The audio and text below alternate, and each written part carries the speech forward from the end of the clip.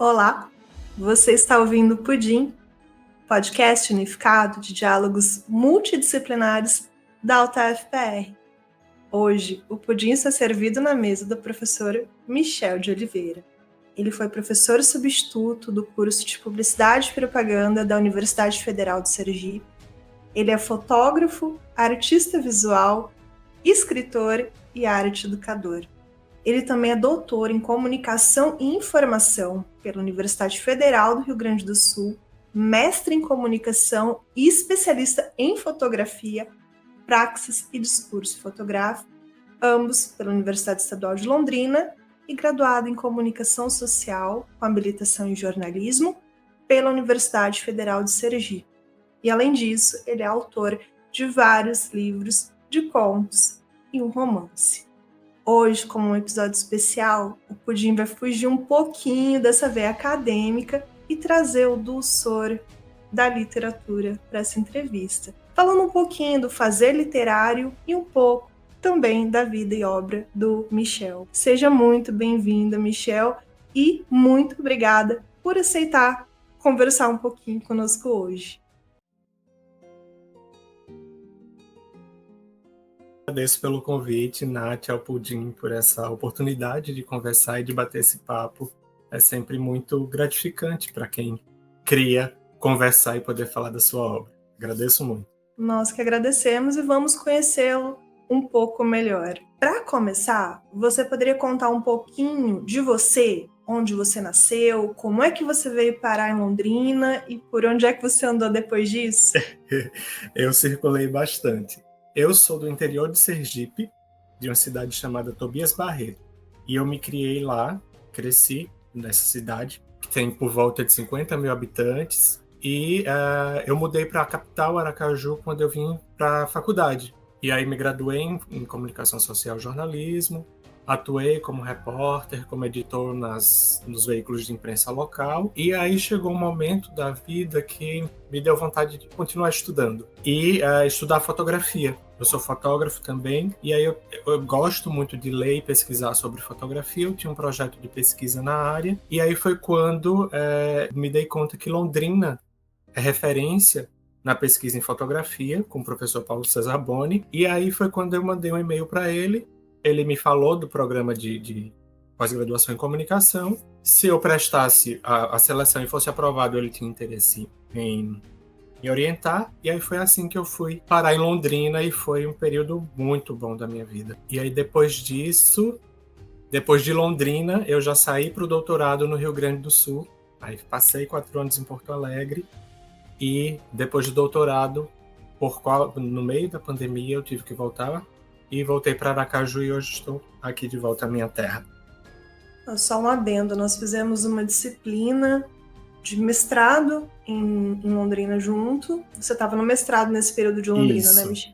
E era uma disciplina justamente de fotografia, e o professor deu pra gente um filme e colocou os alunos na rua para fotografarem. Depois nós mesmos faríamos, né, o processo de revelação do filme, de passar essa imagem do filme para um papel fotográfico. A disciplina foi meio caótica. Foi, sim. Digamos assim. Mas uma lembrança que eu tenho muito forte é que quando eu peguei o seu copião, Michel, e olhei as fotos, eu falei, não pode. Quanta foto linda! Você escolheu uma, eu lembro que era de um guarda-chuva, de alguém que estava projetando uma sombra. Sim. Era lindíssima a foto. Obrigado. Mas não era só aquela foto que estava linda, todas as outras. E numa máquina que não é uma máquina digital, não é uma máquina que você olha como é que a foto está ficando, é aquela que você coloca o olhinho ali e você tem que regular. Regula foco, regula tudo. E as máquinas que nós utilizávamos não estavam boas, então foi um desafio ainda maior. Então, e as suas ficaram perfeitas. As nossas, seres humanos normais, estavam desfocadas, estavam feias. Mas eu já tinha passado pelo processo de fazer foto que não funcionava, então Eu já estava numa fase avançada, não se cobrem tanto. Não, era lindíssimo. Teu copião tava lindo, nas mesmas condições que todo mundo. As suas fotos, os mesmos locais. Eu falava, não pode, estão maravilhosas. Mas voltando, vamos tentar voltar um pouquinho para a literatura. Na sua família, Michel, você tem algum familiar que é escritor, que foi escritor? Alguém que te serviu de exemplo, te inspirou a seguir por essa linha? Não, é o mais curioso porque eu sou de uma família do interior e uma família muito ligada ao campo. Minha mãe, minhas tias se criaram na roça, mudaram para a cidade na adolescência, então tem uma cultura muito forte, uma cultura oral. Eu ouvia meu avô contar histórias, então eu sempre fui permeado por esse cenário nordestino e esse cenário do campo, de contar histórias, mas não tinha ninguém que escrevesse, e é tanto que eu não tinha referência nenhuma do que era escrever. Eu vim me descobrir escritor tardiamente, assim. Quando eu já tinha caminhado um pouco na vida, foi que eu disse, tá, eu acho que eu posso ser escritor, mas não tinha referência. Seu avô, então, contava histórias para você, histórias que provavelmente ele também recebeu por via oral. Sim, histórias que... o nordestino tem uma mania de... Assim como eu senti muito isso em Londrina também. O londrinense, ele gosta de conversar e de contar histórias do passado, um caos que vivenciou. Então é uma cultura parecida com o que eu tive na minha infância. Assim, meu avô gostava muito de contar causos, coisas que ele vivia, uma caçada, coisas de familiares. Então tinha essa cultura da crônica do dia a dia muito presente. De mula sem cabeça, de assombração, esse tipo de tudo, de várias... Das histórias que ele tinha vivido na infância, lembranças, esses vários fragmentos narrativos que fazem parte do cotidiano. Meu avô, a figura que eu lembro, assim, quando eu penso em contação de história, vem dele, assim. E minha mãe escrevia carta. Minha mãe sempre escreveu carta, eu nunca li o que ela escrevia, mas eu tinha ela como essa referência dessa escrita mais íntima, de mandar cartas para os parentes, para os amigos. Então, tinha essa escrita mais ligada ao biográfico. Foram as referências que eu tive. Aqui também em Londrina, Michel, minha avó me conta até hoje, de vez em quando.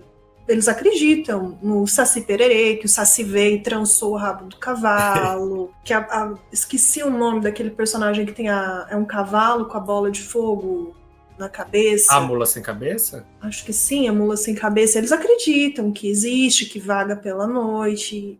Passam isso como relatos de experiências vividas mesmo. Então, pelo que você está dizendo, é algo similar aqui mesmo. Sim, é muito dessa cultura oral e da contação de história mesmo. Desde esses casos fabulares, que fazem parte da realidade local, a coisas do dia a dia, vivências. Então, era bem misturado. E nessa sua infância, Michel, qual foi o seu primeiro contato, ou os contatos, né, com a literatura? O que é que você gostava de ler?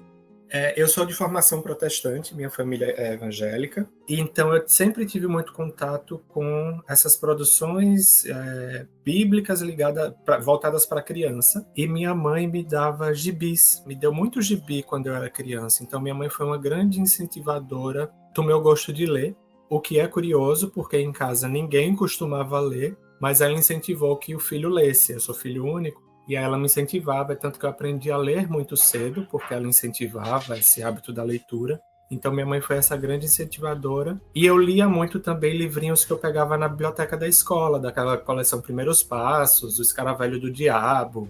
Eu lembro que eu li na biblioteca da cidade livros infantis, Alice no País das Maravilhas. Eu ia toda tarde na biblioteca ler um pedaço da Alice que não podia levar para casa. Então, eu tive esse contato com literatura infantil, dos gibis e dos livrinhos que eu pegava na escola, na biblioteca pública. E eles não deixavam você emprestar, Michel, levar para casa o livro? Alguns exemplares não. A Alice, eu não sei por que não saía. Então Entendi. eu ia toda tarde lá ler um pedaço da Alice. Nossa, já pensou a curiosidade para continuar lendo e não podia ler? Sim. Então, nessa infância, você já gostava de ler. Sua mãe te dava alguns livros de literatura bíblica, você pegava alguma coisa na escola e você já gostava efetivamente então, de ler. E Sim. escrever? Escrever eu sempre tive facilidade. Não me pergunte por quê, não sei. Eu tenho facilidade de escrever, mas quando eu era criança eu não escrevia. Nunca pensei em narrar, em contar histórias. Aí vem as crises da adolescência, e eu lembro que meus primeiros escritos eram aqueles desabafos no caderno que a gente faz na adolescência, os sofrimentos que a gente acha que não vai acabar nunca. Então, meus primeiros exercícios de escrita vieram, né, dessas escritas espontâneas, e também na escola eu me destacava nas redações. Eu gostava muito quando a professora passava exercício de redação, e aí ela sempre incentivava a continuar, porque ela dizia que eu tinha aptidão para escrever. Então sempre foi algo muito... Eu brinco que a escrita é orgânica para mim. Eu tenho facilidade, eu não sei nem explicar direito por quê.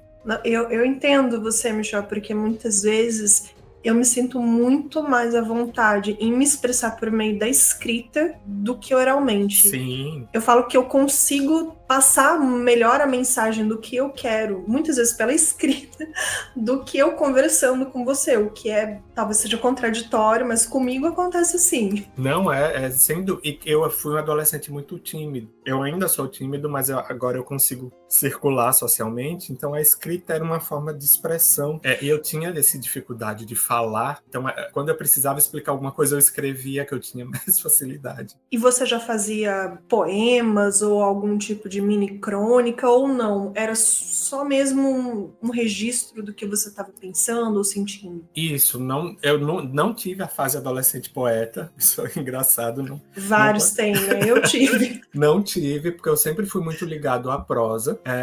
Lembro que eu gostava muito de escrever, eram umas crônicas. Eu acho que por isso que eu fui para o jornalismo, porque os escritos mais próximos da literatura que eu tinha era esse escrito de crônica, assim, de comentários do cotidiano, desabafo, uma carta. Então era muito... Não tinha nada muito acadêmico, literário nesse sentido de forma. Você guardou algum desses escritos, Michel? Tem até hoje ou não? Eu tenho alguns muito perdidos, e eles eram engraçados, porque eu era muito revoltado quando eu era adolescente.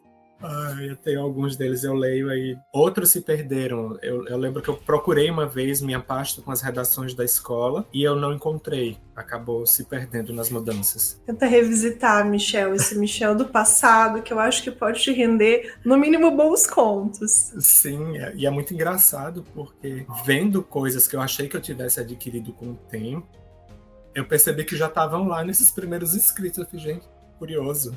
Isso é fantástico de se notar. Eu acho que você tem que revisitar esses escritos que ainda existem hoje. Michel, e você tem algum autor da literatura favorito? Quais seriam os seus livros favoritos ou um livro que te marcou? O primeiro livro que me marcou bastante, eu lembro que eu li para o vestibular, então a escola teve um papel fundamental também na minha formação como leitor, foi A Hora da Estrela, Clarice Lispector. Eu fiquei assim encantado com a forma como ela conduzia a história, uma história curta, mas que tinha uma carga dramática muito forte, a personagem muito bem construída. E Machado de Assis também. Eu me apaixonei por Machado de Assis na adolescência, lendo Memórias Póstumas de Brás Cubas.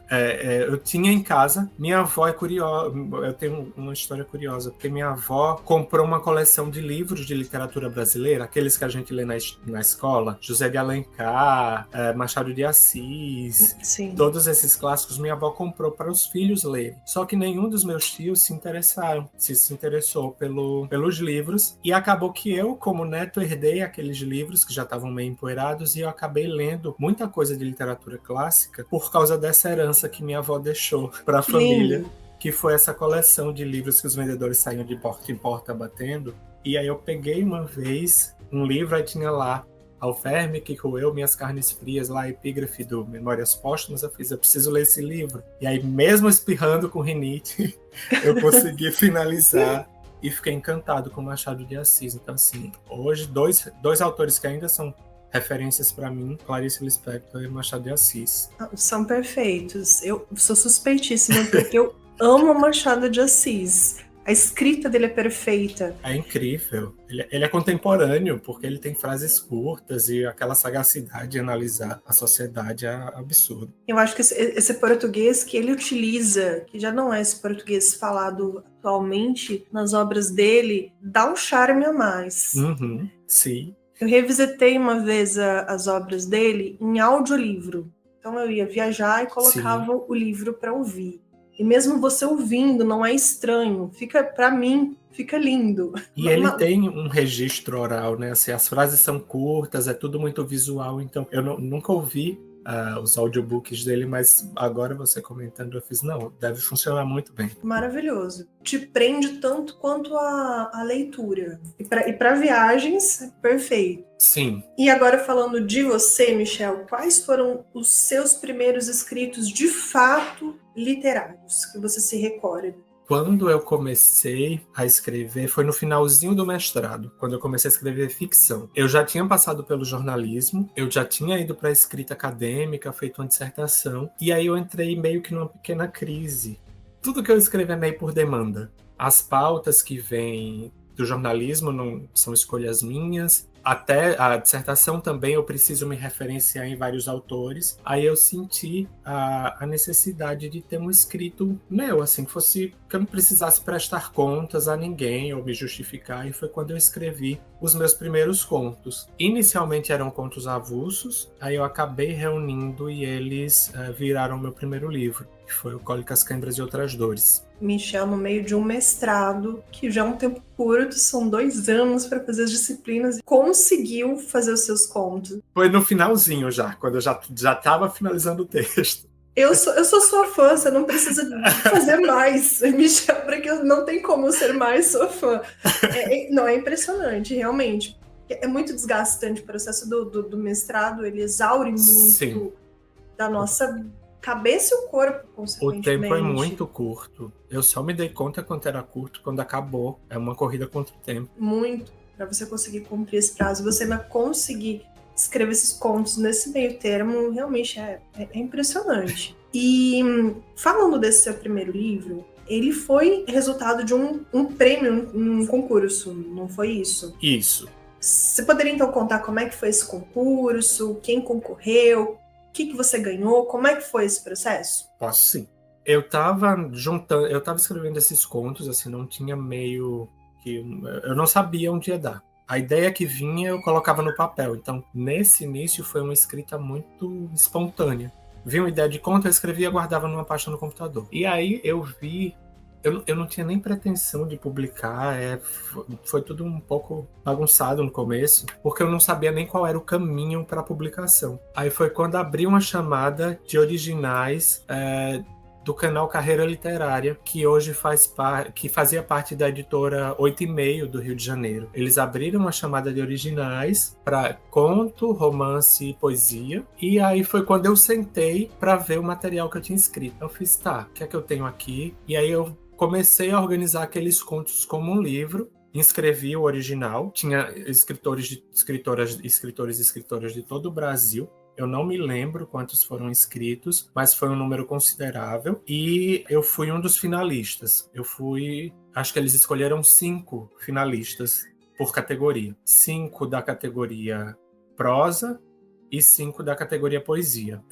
Aí quando saiu o resultado final, eu não fiquei em primeiro lugar, mas eles convidaram os 5 finalistas para serem publicados pela editora 8,5. Aí foi assim que eu consegui publicar o meu primeiro livro nesse processo. E me ajudou bastante o concurso, primeiro a organizar o material, segundo a ter essa oportunidade de publicar, porque eu nem sabia como funcionava.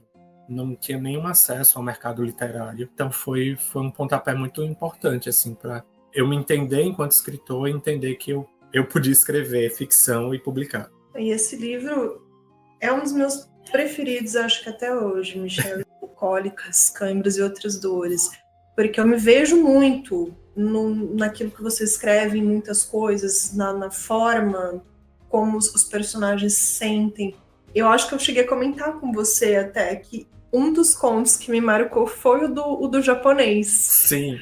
Aquele japonês que foi bloqueado e ele tentava continuar a conversa e não ia. E tem só um tique lá do WhatsApp, porque a outra pessoa bloqueou. Então, as situações que todo mundo, em um momento ou outro da vida, às vezes acaba se vendo. E, Michel, nesse concurso que você falou, eram todos contos ou tinha romance concorrendo? Você disse que tem a categoria de prosa e de poesia. Nessa que Isso. você entrou, eram contos ou também tinha romance no meio? Tinha romance. Inclusive, o que ganhou foi um romance. Os contos sempre têm uma máxima que eu acho muito errônea do meio literário, que os editores dizem que contos não vendem. Eu não sei porquê, mas acaba que livros de conto não circulam tanto quanto romance. Então as editoras têm preferência de publicar romances. E aí nesse concurso quem ganhou foi um romance. Entendi. Eu acho que é muito de preferência pessoal mesmo. Eu gosto muito de ler contos, porque você às vezes não tem tanto tempo para dedicar para ler um livro inteiro. Lê uma história, 2, 3 e termina. E pode pegar num outro momento que você vai começar uma nova história. Sim, eu concordo demais. Assim. Eu gosto muito de ler conto. Às vezes Então, a gente tá nessa vida corrida e o conto é o que a gente consegue ler no momento. Michel, agora falando ainda desse seu fazer literário, quanto tempo, em média, vamos começar pelos contos. Tá. Quanto tempo, em média, você acha que você leva para escrever um conto? Minha escrita ela é muito rápida. Eu escrevo muito de ímpeto, assim. A ideia me toma e eu tenho que colocar no papel. Por isso que meus contos, em geral, costumam ser muito curtos, porque eu escrevo de um fôlego só. Às vezes demoro 1h30, 2, assim, se eu tiver tempo de sentar e escrever o conto. E eu preciso começar e acabar. Porque se eu largar pela metade, muito dificilmente eu vou completar aquela história. Já teve conto que ficou pela metade porque eu perdi aquele fio, aquele ímpeto e não consegui finalizar. E então meus contos são muito de um ímpeto só. Eu escrevo muito rápido. Mas minha edição é demorada. Eu demoro mais tempo relendo do que escrevendo a estrutura do conto. E eu super entendo quando você fala que é melhor escrever até de um fôlego só, porque várias coisas que eu comecei a escrever, eu deixo, porque a ideia é muito extensa, é muito longa, e eu não tenho como finalizar naquele momento, acaba ficando. Sim, e a escrita ela demanda muito. Eu vim entender um tempo depois que emocionalmente a escrita demanda muito da gente. É engraçado, a gente sai exaurido. Sai. Literal. Essa é a sensação que eu tenho hoje, assim. Dependendo do que for, e se ainda tiver um teor de escrita mais denso ou mais pesado, a exaustão ela é real. Às vezes quem não escreve não compreende muito, porque você lê, te passa aquela emoção de alegria, ou de tristeza, ou de angústia, enfim, do que for, mas as pessoas não entendem que quem está escrevendo sente toda essa carga emocional para poder passar isso para o papel. Isso não é falseado. Não. Essas emoções, tô dizendo por mim, né? Diga você, Michel. Não, mas eu concordo, assim, inclusive tem um conto do Sagrado Coração, que é o conto Isaac, que eu escrevi por ler uma notícia de jornal que o pai tinha matado o próprio filho, assim. Aí eu fui pesquisar sobre a história, eu fiquei tão horrorizado sobre aquilo que eu escrevi. Só que a sensação de escrever o conto foi tão ruim que quando eu leio, eu relembro daquela sensação, e é um conto muito pesado, uma energia muito ruim. E aí eu evito ler porque me causa uma sensação física e emocional muito pesada. Esse processo que as pessoas não sabem, esse outro lado, essa carga emocional que o escritor também tem. Sim. E às vezes até muito maior por ter que passar isso para o papel do que as pessoas até que leem essa foi produzida. Sim, é bem isso. Mas continuando falando um pouco de tempo, e para escrever um romance, quanto tempo você acha que você leva? Estimado, Michel, mais ou menos. O romance eu demorei basicamente 1 ano para fazer a primeira versão, porque eu fui escrevendo os fragmentos, fui juntando, fui vendo qual era o enredo, e aí eu demorei mais ou menos 1 ano para dizer, essa é a primeira versão. Eu lembro desse período porque foi uma escrita mais planejada. E eu acho que por isso que eu não gosto tanto de escrever romance, porque eu preciso planejar para a história fazer sentido. E aí eu tenho que passar mais tempo com essa história e aí exige mais do que eu conto. Assim, a escrita do romance é bem complexa. E tem esse tempo que você mencionou também, né, de edição, de releitura. Sim, totalmente. Aproveitando esse gancho, você passa para alguém ler, Michel, antes de falar, bom, né, vou mandar para a editora. Você passa para alguém ler, te dá uma opinião? Eu tenho alguns amigos que eu perturbo quando eu quero mostrar alguma coisa. Tem o meu amigo Peterson, daí de Londrina, que é das artes visuais, mas ele tem um olhar muito grande para a literatura, ele trabalha com jornalismo também. E ele foi o primeiro leitor do romance, por exemplo. E ele é um leitor muito sincero. Quando ele terminou de ler o romance, ele fez: a escrita é boa, mas tem umas cenas que são muito, muito clichês.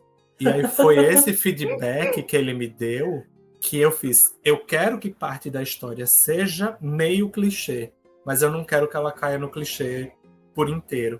E aí essa leitura dele e essa sinceridade me ajudou a ajustar o tom e assim deixar quase beirando o brega, quase beirando o clichê, mas segurando um pouco para manter o teu literário. Então, sempre que posso, eu tenho alguma ideia que eu quero, eu mando também para outros amigos e sempre pensando no público, assim, quando tem um personagem feminino, aí eu mando para uma amiga que ela já ela fez, olha, dê uma olhada aqui, veja se eu tô falando alguma loucura ou cometendo algum deslize. Então, sempre que possível, eu envio para esses amigos próximos que me ajudam muito, assim, a dar um retorno sobre a história. Importante, por exemplo, como você falou, você não sendo mulher, talvez passe alguma coisa que não soe tanto mulher. Então, eu entendo você passar para uma mulher ler para ver se, como diz você, está no tom correto. Muito legal, Michel. Agora, falando um pouquinho dos seus livros, você poderia falar do que trata, de forma geral, cólicas, cãibras e outras dores? Posso sim. O Cólicas, ele veio um momento bem conturbado, assim, eu estava finalizando o mestrado, então naquela insegurança e incerteza do que eu ia fazer da vida, e então os contos, eles têm uma carga dessas dores cotidianas que permeiam a vida, e ele tem muito um enfoque nas personagens femininas, então foi curioso porque Cólicas tem muita protagonista feminina, assim, são muito poucos os contos que são protagonizados por homens, e aí foi esse livro que eu pedi para minha amiga ler, e foi curioso porque um dos contos ela leu e se incomodou muito, que foi um conto que fala sobre menstruação, e aí ela me xingou horrores por causa do conto, e aí depois ela disse, mas ela falou depois, me incomodou tanto porque era absurdo um homem estar escrevendo sobre menstruação de forma tão convincente. Foi curioso porque ela disse, mas por que você não escreve sobre homens? Foi o questionamento dela, especificamente depois de ler esse conto.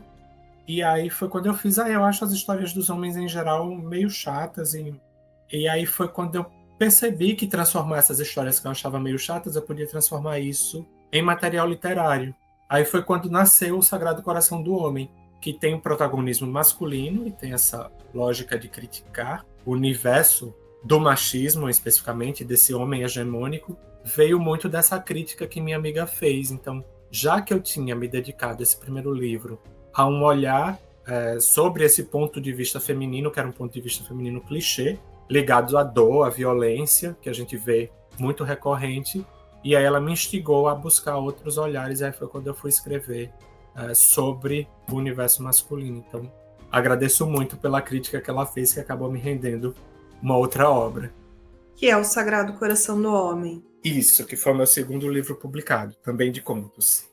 E esse você já introduziu um pouco, então que ele fala desse universo masculino. Sim. Né? Você disse que então pegou essas histórias clichês e transformou em literatura. Mas esse livro ele foi censurado por conta da capa em uma comunidade da internet, foi isso? Isso. E foi curioso porque a capa do livro, quem estiver ouvindo e tiver curiosidade de pesquisar, é o Pinto do David Michelangelo. Então, ele foi publicado bem no período das eleições de 2018. Foi 2018? 2017 para assumir 2018, acho que foi isso. Sim. E o editor ficou com muito medo, porque a gente estava naquele levante reacionário e conservador, e eu era um autor pouco conhecido.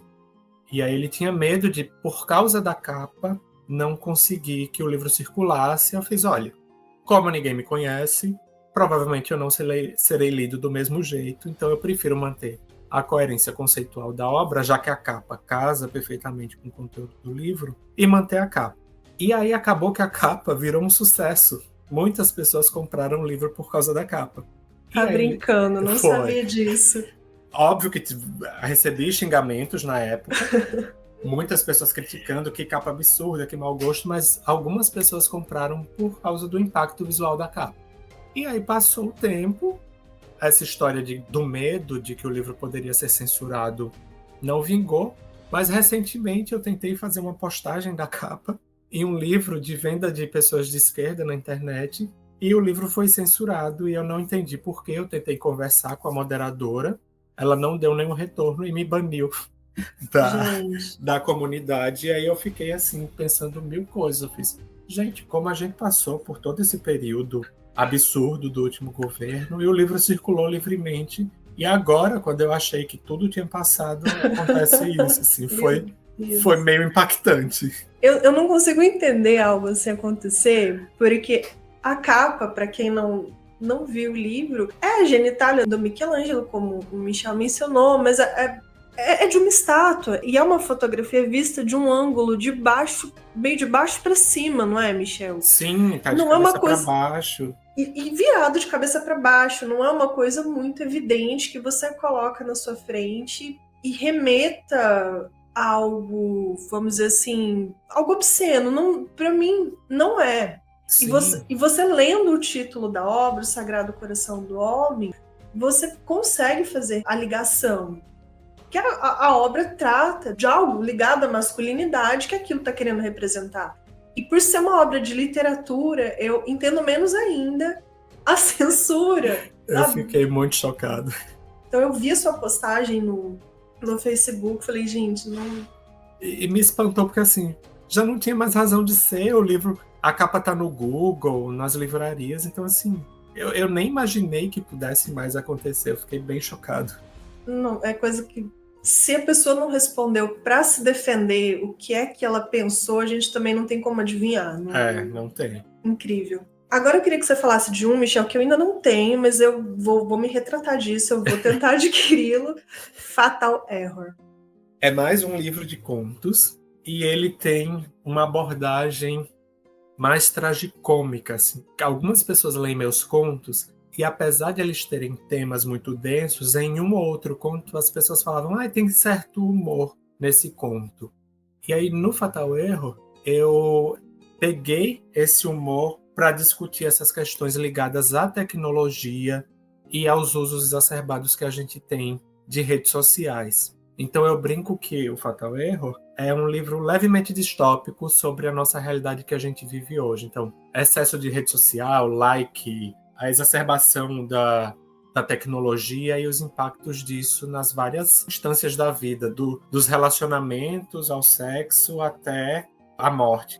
É um livro sobre esse cenário que a gente vive muito voltado à virtualidade e à tecnologia. Uma espécie de Black Mirror literário. Sim, foi uma inspiração bem direta que eu tive quando eu escrevi, foi a série. E por fim, essa é outra obra que eu também não tenho. O Amor São Tontas Coisas. Trata, obviamente, de amores, né? São poesias, é isso? São poesias. Quando eu vi a playlist, eu já tô dando spoiler do livro aqui, Michel, não sei nem se eu posso, mas quando eu vi a playlist do romance, eu vi que O Amor São Tontas Coisas também tem uma playlist. Sim. Essas músicas te ajudam, Michel, de alguma forma, a compor esses... No caso desse livro, são poemas. Te ajudou de alguma forma ou não? No momento da escrita, especificamente não, porque eu escrevo em silêncio. Mas eu acho que as músicas, elas conversam muito. E aí, nos momentos de pausa entre a escrita, eu escuto muita música quando eu estou fazendo as tarefas domésticas. Então, as músicas, elas remetiam diretamente às sensações dos poemas ou do romance, por exemplo. Aí me veio a ideia de criar essas playlists. Não, eu achei fantástico. Porque eu só vi quando terminou o livro. Dando spoiler novamente. Eu só fui saber dessa playlist quando terminou, porque ela tá na última página. Sim. Aí eu peguei o celular, QR Code, e fui lá, mas achei fantástico. Michel, todos os detalhes que você colocou nesse romance, como eu já comentei até com você, as várias coisas diferentes, diálogos de WhatsApp, em balãozinho, acho que tá muito legal esse livro. Uma outra coisa que eu não comentei sobre os contos, para quem estiver ouvindo, nós falamos muito de dor e de sentimento, mas os contos do Michel são muito leves. Ele fala de coisas pesadas com uma escrita leve, uma fluência que só instiga a ler. Sou suspeita para falar, sou fã do Michel, mas são muito bons. É realmente algo que te instiga a continuar a leitura. Só agradeço. O escritor fica aqui bobo, assim, porque eu acho que o retorno de quem lê é fundamental. Eu fico muito feliz quando alguém lê e diz, eu gostei do livro. Eu acho que eu ficaria muito triste se eu tivesse a sensação de que quem me lê estava perdendo tempo. Então eu gosto quando alguém dá o retorno e diz, não, o tempo de leitura valeu a pena. Assim, eu fico muito feliz. Você poderia dizer, então, de forma geral, do que se trata? Meus dedos sentem falta do seu cheiro, que é o título do romance. Ele é um livro... A abordagem principal dele é ligada a um tema bem contemporâneo, que é o ghosting. Esse tema em inglês todo pomposo, mas que na realidade é esse sumiço que as pessoas dão hoje em dia quando não querem continuar uma conversa, um relacionamento. Então, o ponto de partida do romance é esse, mas ele, agora que ele já tem um tempo de publicado, eu vejo que ele é um romance sobre problemas de comunicação, ou dificuldades da comunicação entre os personagens. Então, é um romance homoafetivo, então tem um personagem gay e outro bissexual, então fala dos desafios de encontros e desencontros desses dois personagens num cenário bem contemporâneo. Por isso que tem todas essas possibilidades de comunicação, do WhatsApp, Skype, e-mail, carta, então mistura todas essas várias possibilidades de contato que a gente tem hoje. E é maravilhoso, porque ao ler, a gente se identifica com tudo isso, com tudo que você narra, com todas essas situações que você narra. Como você disse, são coisas muito, muito contemporâneas. E quanto ao ghosting que você falou, eu acho que, Michel, é parênteses, né? É muito mais fácil hoje em dia você simplesmente dar um bloco do que você tentar se comunicar. Sim. Explicar, eu não quero mais por isso e aquilo, não quero esse relacionamento. Você dá um bloco, tchau. Às vezes vocês se conheceram numa balada, não sei o quê, então não é uma pessoa que vai estar presente na sua vida. São outros assuntos para se pensar, mas eu estou querendo puxar o gancho de que a sua literatura nos leva a pensar questões que são muito contemporâneas no nosso cotidiano. Foi muito engraçado o retorno que eu tive das pessoas que leram Os Meus Dedos, que elas se identificam com os personagens. Justamente. Em geral, elas se identificam muito com o personagem que foi bloqueado e sofreu.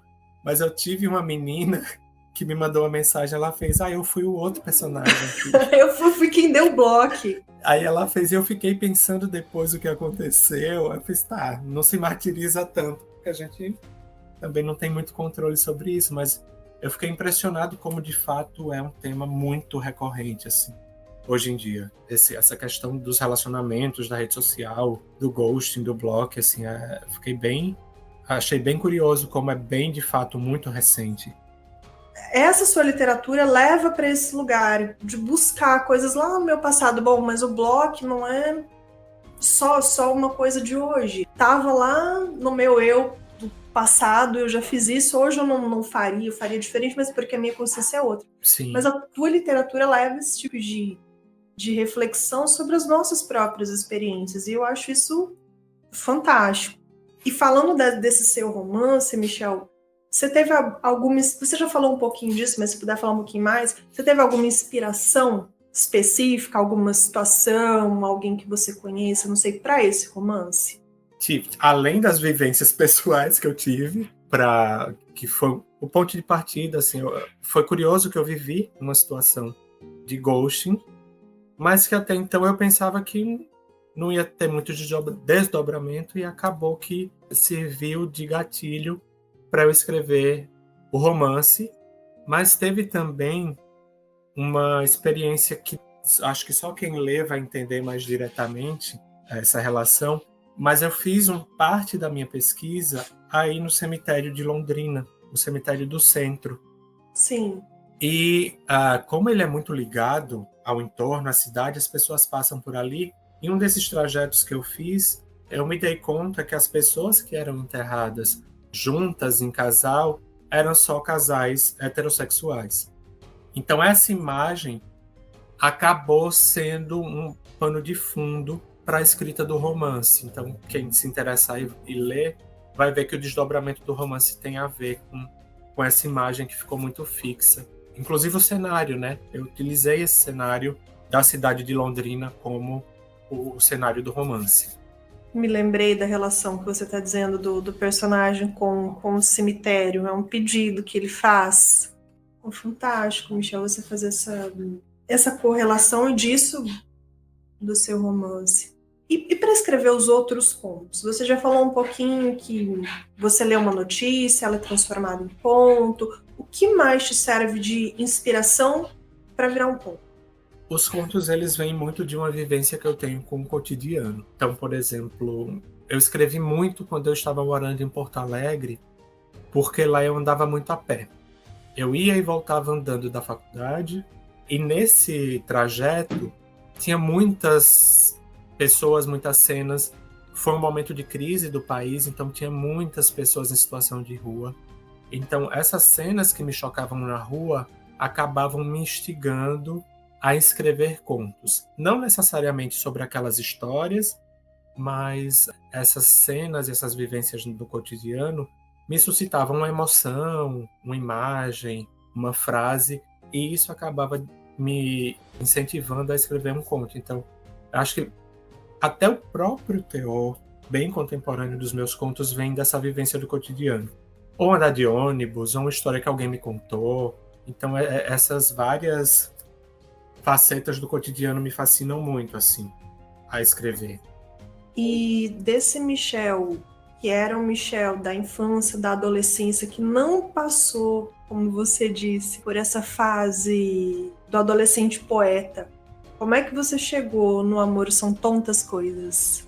Isso é curioso, foi quase que uma adolescência tardia, e foi muito engraçado escrever o Amor São Tantas Coisas, porque eu escrevo muito no bloco de notas do celular. E de vez em quando vinham uns textos que não eram conto, que não era crônica, eles nasciam com pequenos versos e eu deixava no bloco de notas do celular. E aí foi durante a pandemia, quando eu sentava para escrever, e por causa de todo o processo social que a gente viveu de recolhimento, de incerteza, de medo, de luto, eu não conseguia escrever. Eu não conseguia escrever contos. Às vezes eu disse, não, vou aproveitar o tempo que eu tenho livre, já que a gente está sendo obrigado a ficar em casa para escrever. E eu não conseguia. E aí as poucas coisas que começaram a vir, elas vieram em forma de poesia. O que me chocou muito, porque não é um gênero que eu tenho domínio. Não sou familiarizado com a escrita da poesia. Mas aí, como o texto começou a querer nascer poesia, eu deixei.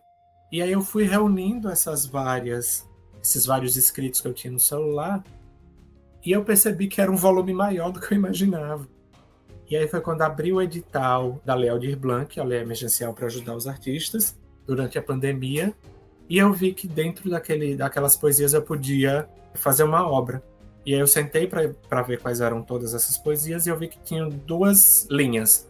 Umas poesias ligadas ao social, à crítica social, e outras ligadas ao amor, paixão, às dores dos relacionamentos. E aí foi daí que surgiu O Amor São Tantas Coisas. E é uma obra que eu gosto muito porque ela me surpreende enquanto escritor, no sentido de que eu não sabia que era capaz de escrever poesia, e o texto acabou querendo nascer assim, e eu respeitei o processo. Você disse, Michel, que esse livro ele veio de um edital que você participou, é isso? Isso, ele foi financiado pela Lei Aldir Blanc, por isso que eu consegui imprimir e fazer ele circular durante a pandemia. E você continua tendo que ir atrás de editais e coisas similares, ou não? Hoje em dia, de repente, a editora já te contacta, ou você tem mais facilidade de contactar a editora para falar, olha, eu tenho uma obra para publicar. Como é que tá hoje? Hoje eu já consigo publicar diretamente.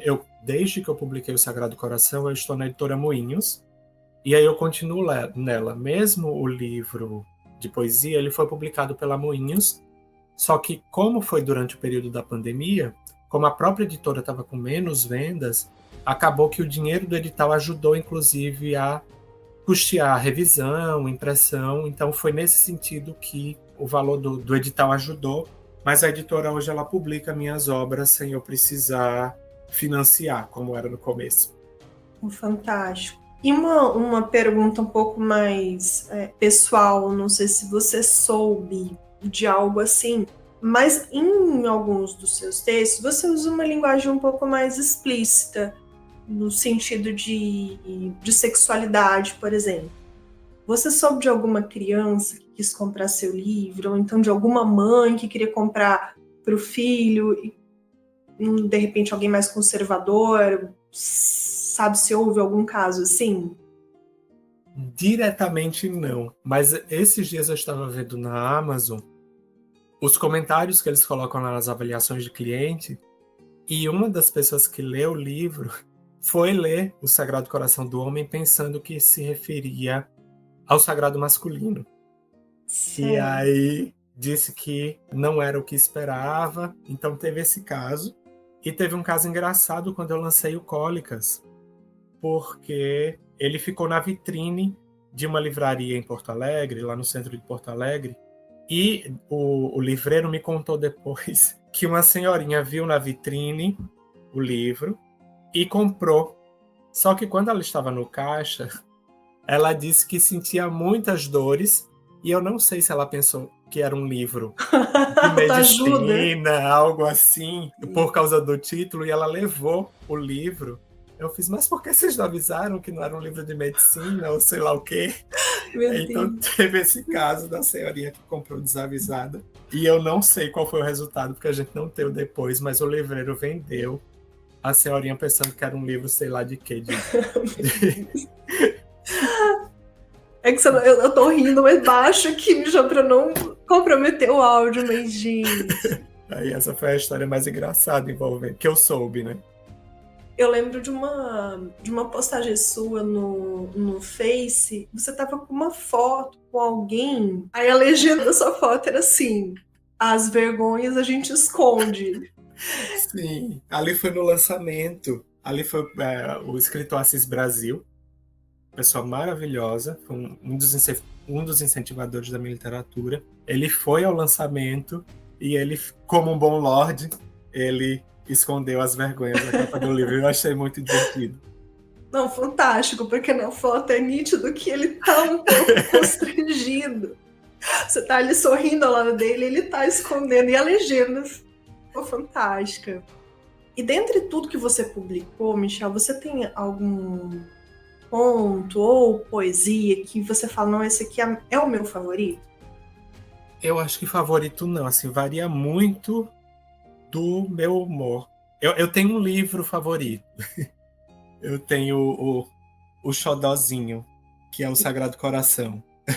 Uhum. Porque eu acho que eu fiz nele algo que eu tenho a impressão que eu não farei de novo, que foi uma entrega muito grande no sentido de eu mergulhei de cabeça, assim. Até por tratar do machismo, das questões do masculino, eu tive que fazer um mergulho muito grande dentro de mim mesmo e entender o meu próprio machismo, porque eu me achava super desconstruída, super progressista, e eu fiz, olha, eu sou igual a muitos desses personagens, então foi uma reflexão muito densa. Então, e o resultado estético dele é um livro muito, muito coerente, no sentido de um conto puxa o outro. Eu acho ele a minha obra assim, mais bem acabada e amadurecida. É o meu preferido. Eu lembro que você comentou quando a gente conversou sobre ele, rapidamente você falou para mim, não, ele tá muito melhor articulado, mais organizado do que o Cãibras. Eu lembro que você fez esse comentário. Sim.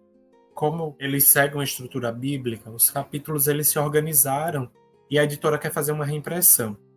E a gente estava conversando com o editor, ele perguntou, eu sugeri, vamos fazer, eu posso acrescentar 1 ou 2 contos novos e fazer uma edição nova, expandida.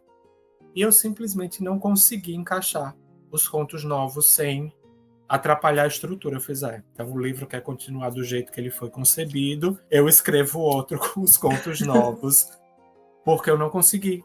A estrutura ficou tão coesa, interligada, que eu preferi não mexer.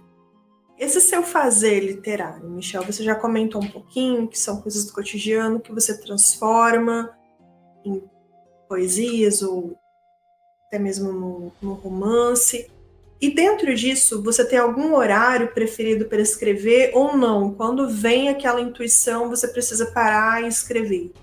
Em geral, prefiro escrever à noite. Eu sou muito noturno.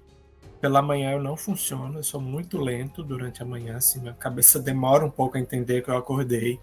Então, meu horário preferido para escrever é à noite. Agora, porque como eu estou trabalhando em regime adulto, todos os dias da semana, acaba que eu tenho que dormir mais cedo para acordar e trabalhar. E por isso eu escrevo um pouco menos, porque eu preciso dormir. Mas quando eu tenho tempo, se deixar, vou madrugada dentro escrevendo, assim, eu acho que até o próprio silêncio me ajuda a me concentrar e minha cabeça ela fica muito ativa à noite. Então, à noite é meu horário, assim, se eu pudesse escrever todos os dias sem pensar muito, seria à noite.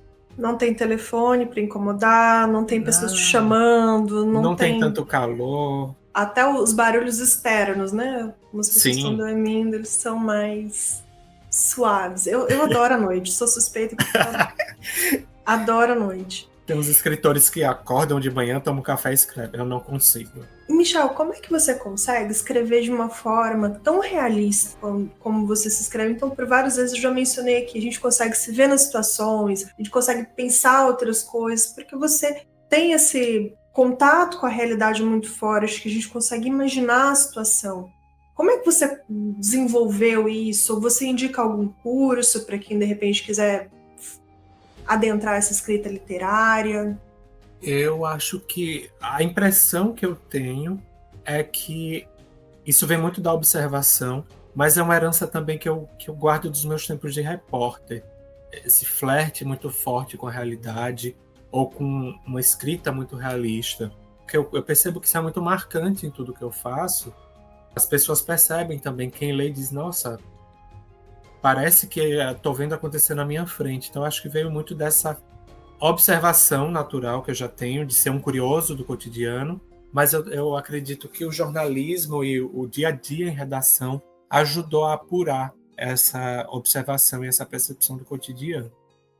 Em relação aos cursos, eu acredito que quem não tem um contato tão direto hoje com a escrita, o curso é bem válido, sim, até como exercício de escrita.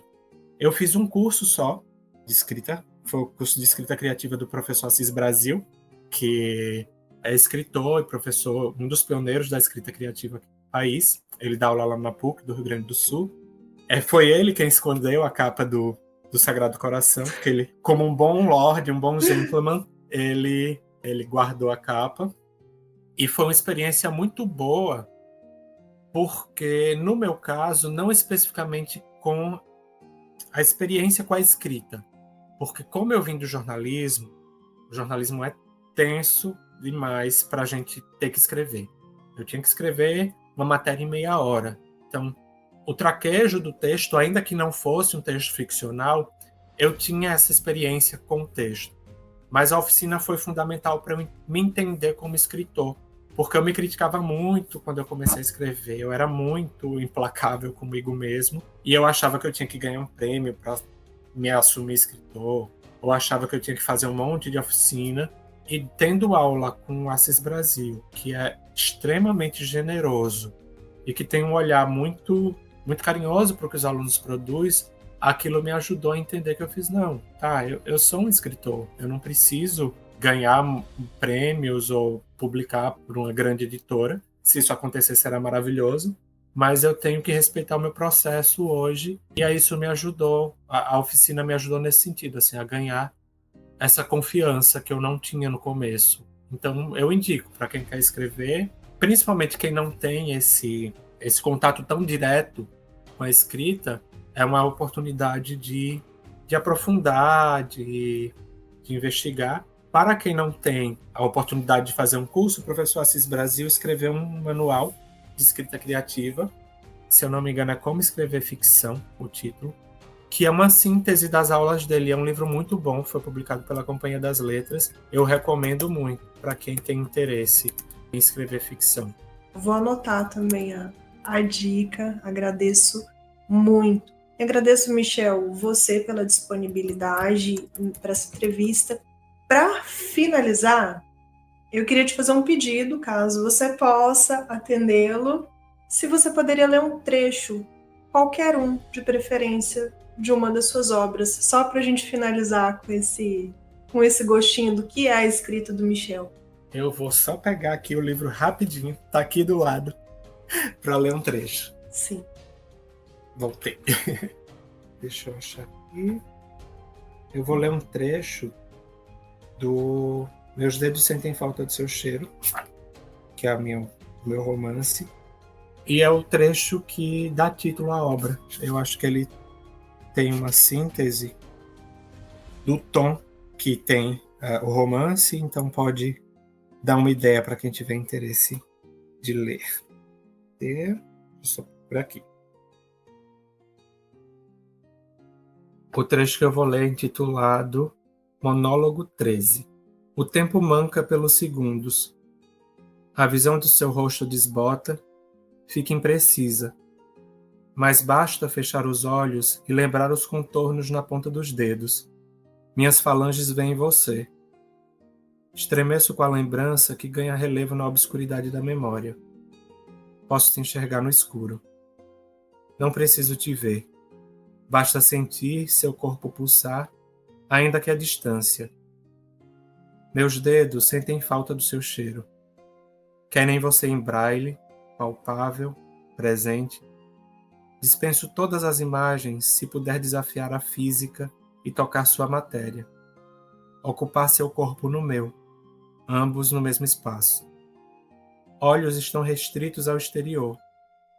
Nariz é expansivo, consegue ser olfato, tato e paladar. Sente cheiros, temperaturas e essências do gosto. Por isso beijo de olhos fechados, para sair da superfície e poder mergulhar. Limitar-se à vontade dos olhos é perder o que de melhor se pode ter. O que é tateável, comestível, palatável. Olhos desejam a distância, e eu tenho fome de proximidade. Quero te devorar por inteiro, engolir-te, cheirar-te, ter-te. Michel, muito obrigada pela entrevista, pela disponibilidade. Adorei o nosso bate-papo. E eu acho que é melhor eu não falar mais nada. Depois desse trecho em prosa, quase poesia, acho que não tem melhor forma de nós encerrarmos. Muito obrigada. Eu só tenho a agradecer pelo convite.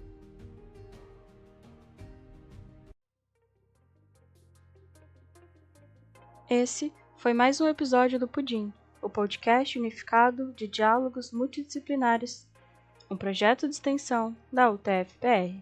Mais uma vez, agradeço ao Michel, o entrevistado desse episódio, e aos nossos ouvintes, uma obrigada e até o próximo. Editado por Eliane Soares. Músicas utilizadas: Mega Epic e Woods of Imagination por Alexander Nakarada e Steep on Clouds por FSM Teams Escapes. Todas as músicas estão disponíveis em freeisacmusic.com. Para saber mais sobre o projeto, acesse o nosso site pudim.cp.utfpr.edu.br.